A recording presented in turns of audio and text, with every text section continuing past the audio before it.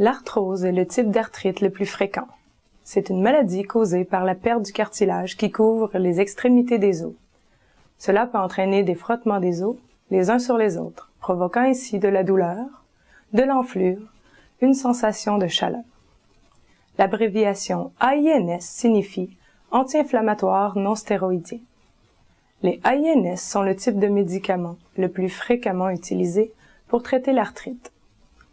Ils sont utiles pour soulager la douleur et l'enflure dans les articulations touchées par cette maladie. Comme tous les médicaments, ils comportent certains risques que vous devriez connaître. Deux types d'effets secondaires importants associés au AINS sont liés à l'appareil gastro-intestinal et au système cardiovasculaire. Les AINS peuvent irriter l'estomac.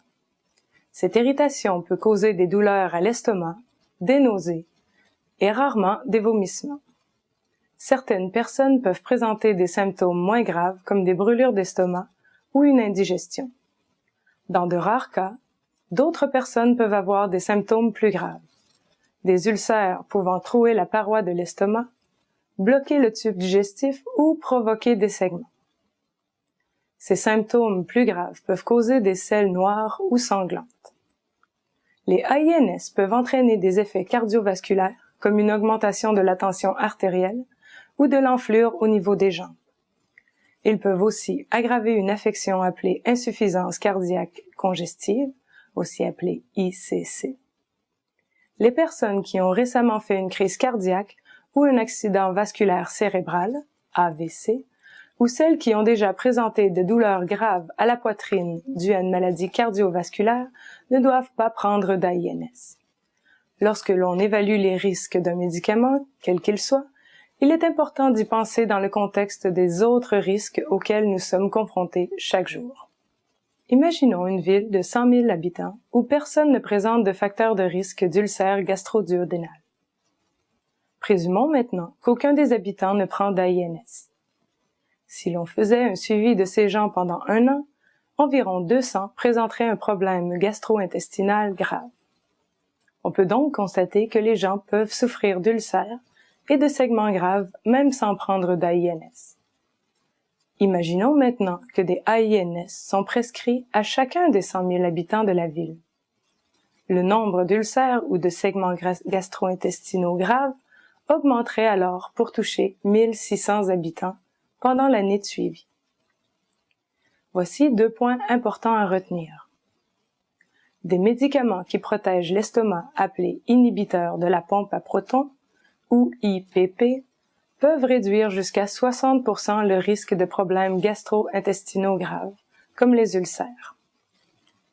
Même si chacun des habitants prenait des AINS, 98 400 d'entre eux ne présenteraient pas de problèmes gastro-intestinaux graves.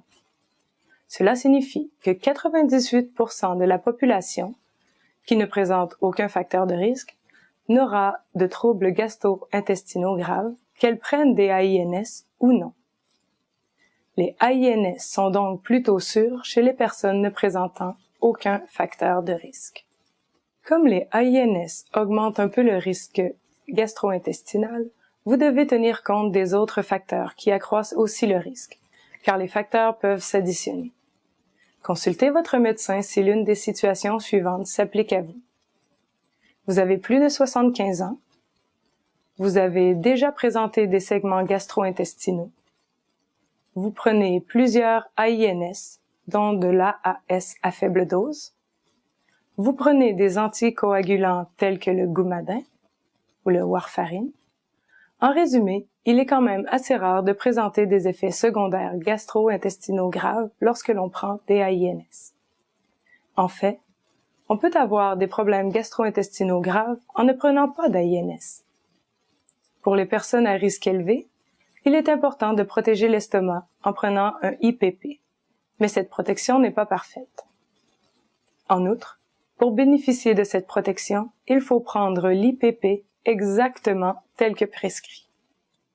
Examinons encore la même ville de 100 000 habitants en imaginant qu'aucun des habitants ne prend d'AINS. Dans ce cas, on s'attendrait à ce qu'environ 820 personnes subissent une crise cardiaque. Cependant, si l'on demandait à chacun des habitants de la ville de prendre des AINS, le risque augmenterait et 900 d'entre eux feraient alors une crise cardiaque.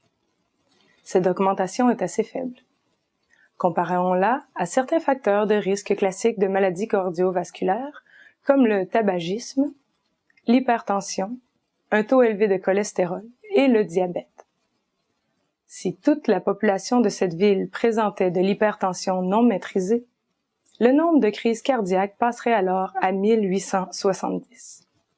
Si le même nombre de personnes fumaient, le nombre de crises cardiaques s'élèverait alors à 1330.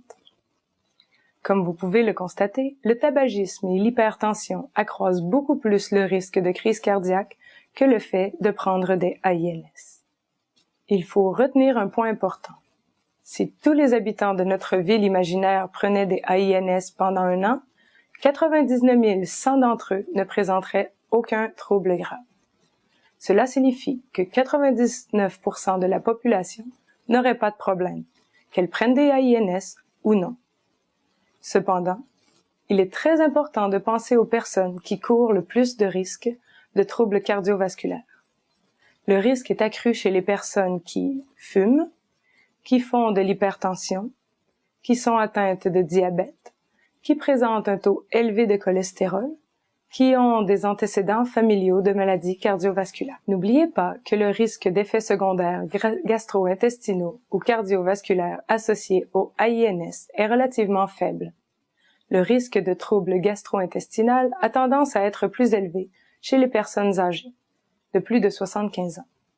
Les personnes qui prennent plusieurs AINS, celles qui ont déjà présenté des segments gastro-intestinaux ou celles qui prennent des anticoagulants comme la warfarine.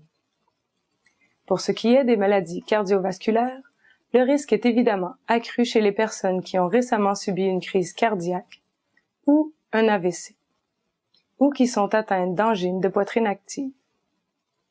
Le risque est également plus élevé chez les personnes qui présentent des facteurs de risque classiques de maladies cardiovasculaires dont le tabagisme, l'hypertension, le diabète, le taux élevé de cholestérol et des antécédents familiaux de maladies cardiovasculaires. Si vous prenez des AINS pour votre arthrite, soyez vigilant. Renseignez-vous le plus possible sur votre maladie et sur les médicaments que vous prenez. Sachez quels effets secondaires surveiller et s'ils se produisent, avisez votre professionnel de la santé.